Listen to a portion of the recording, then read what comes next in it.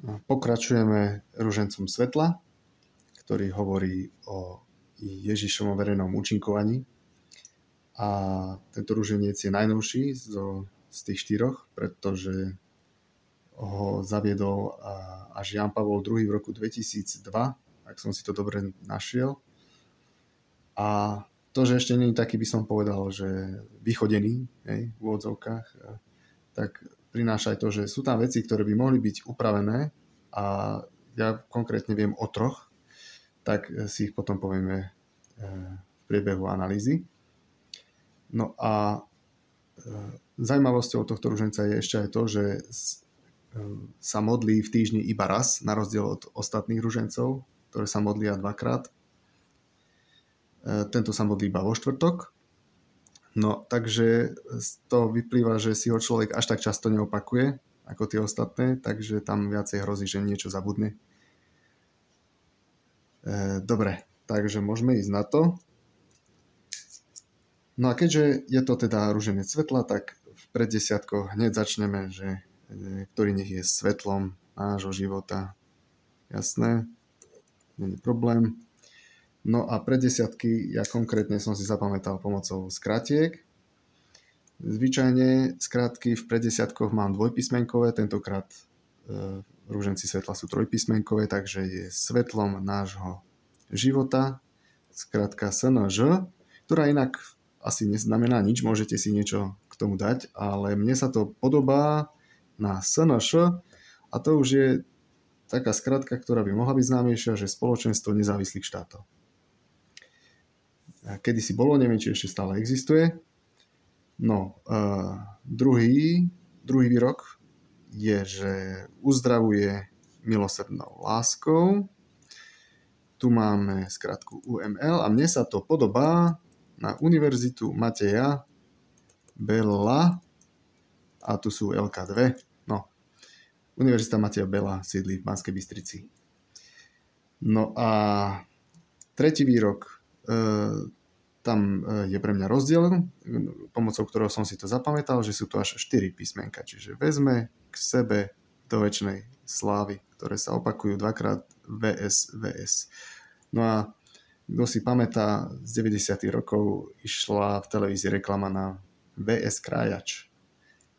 Takže toľko k preddesiatkom.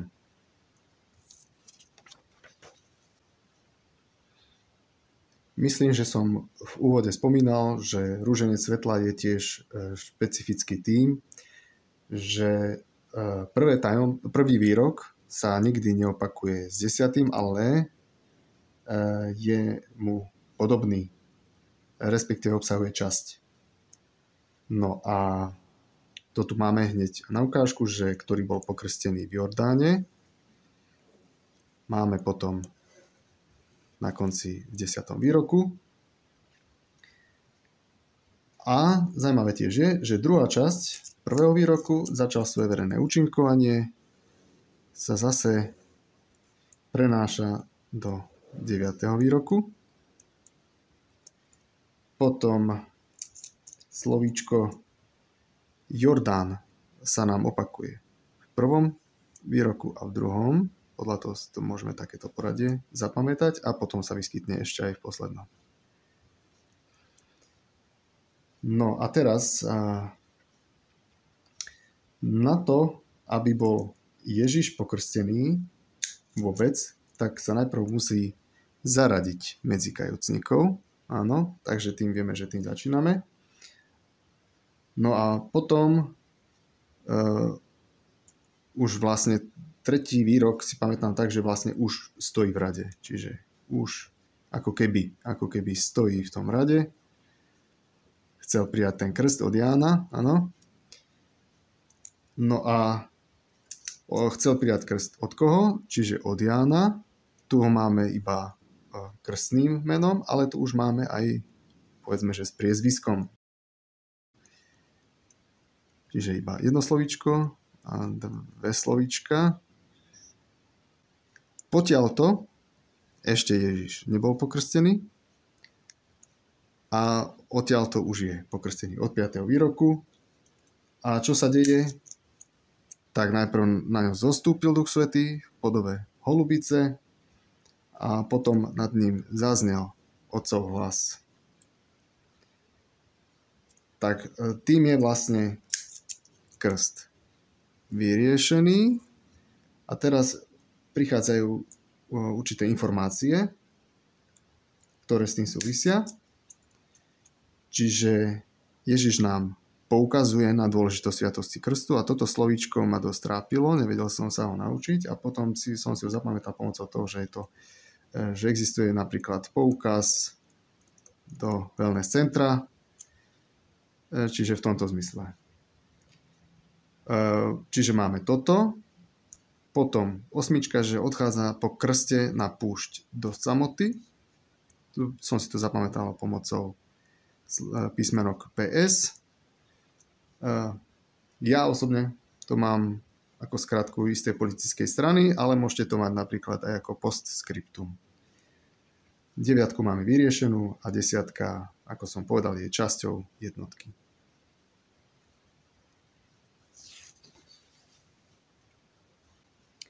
V druhom tajomstve, v prvom výroku máme Kánu, ale galilejskú. A v 10. výroku máme iba Kánu. Čiže tu sú dve slovíčka, tu je jedno slovíčko. A otvoril srdcia učeníkov pre vieru. Sa nám to isté opakuje v 8. výroku. Otvoril srdcia učeníkov pre vieru.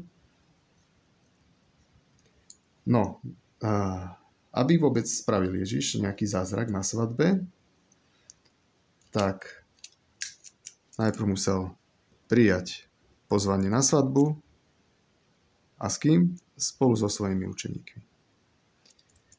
No a teraz v knižočke, ktorú som vám ukázal v úvode, je pôvodne napísané, ktorému Mária povedala. Ale sú aj iné výroky v iných tajomstvách, iných ružencov, kde jednoducho Márii týkame a oslovujeme ju konkrétne. Preto som si ja dovolil osobne zmeniť to, na ktorému si povedal. A to je to, čo som hovoril o tom, že sú ešte niektoré veci, ktoré by mohli byť v tejto knižočke zmenené, čo sa týka ruženca svetla. A to isté platí potom v 9, ktorý nám aj dnes na príhovor Panny Márie je originálna verzia a ja som to zmenil na tvoj príhovor. Dúfam, že môžem. A možno sa to uchytí. Dobre? No a my tu vlastne máme príbeh. Teda, že Ježiš prišiel na svadbu, prijal pozvanie. Ideme až po tadiaľto. Čiže máme príbeh. No a Mária mu teda povedala, že nemajú vína. A on v reakcii na to kázal naplniť nádoby na očisťovanie vodou, aby napokon vodu premenil na víno. Toľko k príbehu. A teraz vlastne 6 je ako keby parafrázovanie 5. Že vlastne povieme de facto to isté. Že Ježiš pomohol mladomanželom v núdzi tým, že premenil vodu na víno. Čiže parafrázovanie. No. 7 si pamätám podľa toho, že je tu číslovka prvýkrát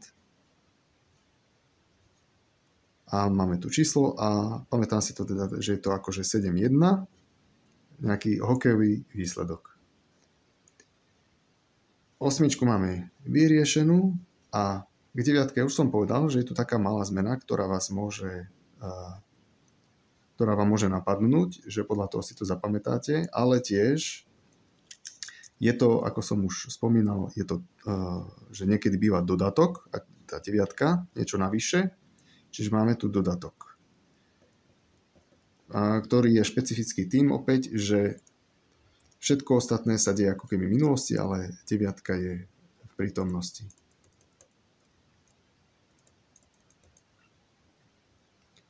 No a potom tu ešte takáto malá pomôcka, že najprv povieme, že verejne prejavil a potom tu povieme, že ktorý zjavil. Čiže tam ten základ slova javil.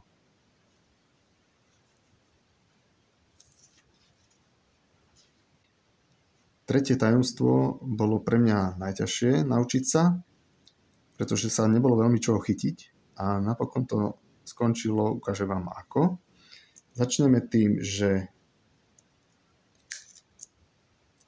desiatka, ktorý ohlasoval Božie kráľovstvo a pokánie, je rozšírená v jednotke tým, že ktorý ohlasoval Božie kráľovstvo a navyše je tam a vyzýval ľud na pokánie. Tak, čiže to vyzýval ľud je tam navyše. No a teraz ideme ohľadom kráľovstva. Čiže najprv máme Božie kráľovstvo, potom máme nebeské kráľovstvo, potom nemáme pridávne meno ku kráľovstvu, teda zhodný prívlastok, ale máme nezhodný prívlastok, ale ja to beriem, že ako keby sme teda nemali ten zhodný, čiže žiadny zhodný prívlastok. Opäť sa nám opakuje Božie kráľovstvo, čiže vraciame sa k jednotke. Opäť Božie kráľovstvo a opäť Božie kráľovstvo. Čiže 1, 4, 5 a 6 je Božie kráľovstvo. A teraz máme, že ohlasoval, tam je ohl, potom máme, že začal, čiže to je nič, potom máme opäť ohl, potom hovoril, čiže opäť nič, a potom hl, nie ohl, ale iba hl. Takže takto som si to zapamätal, že je to na preskačku ohl, nič a hl. Zvláštnosť nakoniec. No a potom tu máme, že k tomu zhodnému a nezhodnému prívlastku, tak v tom nezhodnom je, že láska, spravodlivosť a pokoj, čiže LSP, čo je skratka, ktorá neznamená nič. Ja som si k tomu nedal nič, čo by to mohlo znamenať, kľudne si niečo vymyslíte. Ja si to pamätám iba podľa týchto písmenok. A teraz, čo si pamätám, že po štvrtý výrok je to ako keby také všeobecné, alebo že čo sa dialo vtedy, ale odtiaľto, od 5. výroku už to začne byť osobné. Čiže osobné pre nás konkrétne. A máme to hneď v 5. výroku, že je medzi nami a v nás to Božie kráľovstvo. Zvesť o Božom kráľovstve a pokánie je stále platná, to sa týka nás. Každého z nás vyzýva k zmene zmýšľania. Je trvalo význam na obrátenie pre nás, a ktorý nás nielen povoláva k pokániu, ale sám nám k nemu dáva príklad. Čiže všetky tieto výroky sú osobné. No a teraz, ako som si zapamätal tieto, je to také zvláštne trošku, že máme tu písmenko Z. Zvesť. A máme ho iba jedenkrát Z. V ďalšom výroku máme, že každého z nás vyzýva k zmene zmýšľania. Čiže 2-krát Z. Potom máme, ktorého slovo je trvalo výzva na obrátenie, kľúčové slovo O. Máme tu Očko. A potom máme, ktorý nás nielen povoláva k pokániu, ale sám k nemu dáva povoláva k pokániu a dáva príklad. Čiže 3-krát P. A máme tu vlastne, že ZOP.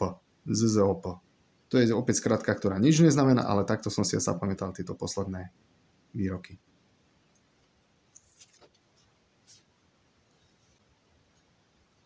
Štvrté tajomstvo v protiklade k tretiemu sa mi učilo najľahšie. Akurát som mal problém s prvým výrokom a musel som si zapamätať, že je tu slovíčko ukázal, ktoré začína na U, také nešpecifické písmenko. Takže sa ukázal. A teraz tu máme, že v božskej sláve, to sú dve slová, a tu je iba božstvo, čiže slovo, ktoré začína na veľké B, iba jedno, teda, a tu je slovné spojenie dvojslovné. Čo sa týka vrchu Tábor. Na začiatku sa nespomína, iba sa povie, že je vrch a vrch, čiže jednotka, dvojka. A až potom sa povie v 8, že vrch Tábor a 10 vrch Tábor. Tak. No a teraz medzi 2 a 7 máme krásny príbeh, ktorý sa ľahko pamätá a preto aj toto celé tajomstvo som sa rýchlo naučil. Čiže najprv teda Ježiš vzal so sebou Petra, Jakuba a Jána a vystúpil na vrch modliť sa, potom sa pred apoštolmi premenil, potom mu tvár zažiarila pri modlitbe, potom sa rozprával s Mojžišom a Eliášom a potom mu Peter povedal, a potom následne na to musel Ježiš prestrašených apoštolov povzbudiť, aby sa nebáli. No a 9 je opäť dodatok. Niečo navyše a opäť vidíme, že je v prítomnosti.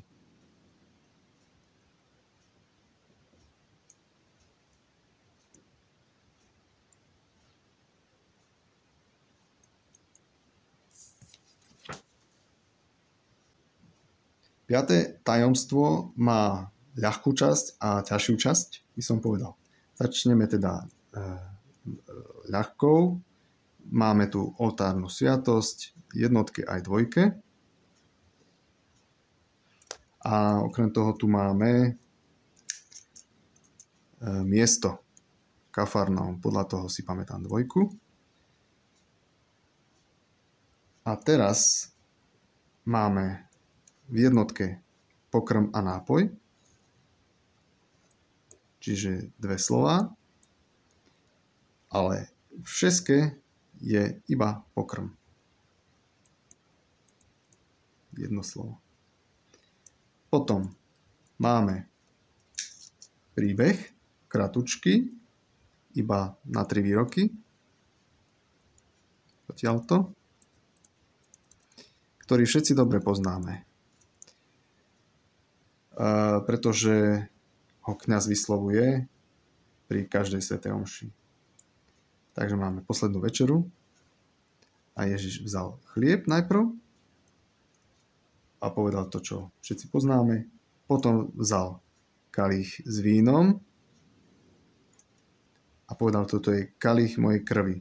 Takže tu máme, že chlieb sa spomína iba jedenkrát, ale tu sa kalich spomína 2-krát, s tým, že najprv je to kalich s vínom a tá sa ako keby, no nie ako keby, ale naozaj sa premieňa na Kristovú krv. No a potom máme dokončenie pozdvihovania. Toto robte na moju pamiatku. No. A teraz ide, že sa spomína Eucharistia, v 5 sa spomína, potom raz preskakujeme a máme tam ten pokrm.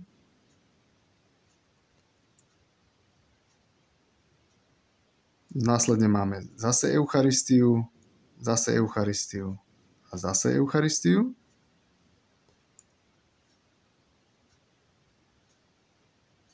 A potom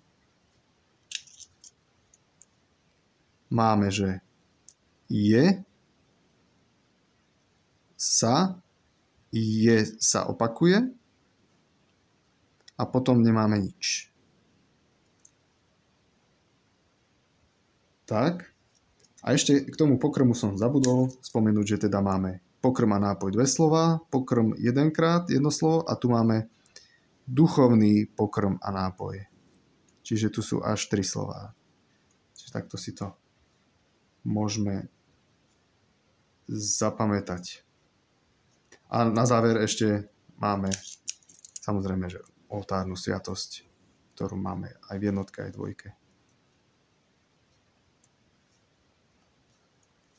Toľko k ružencu svetla.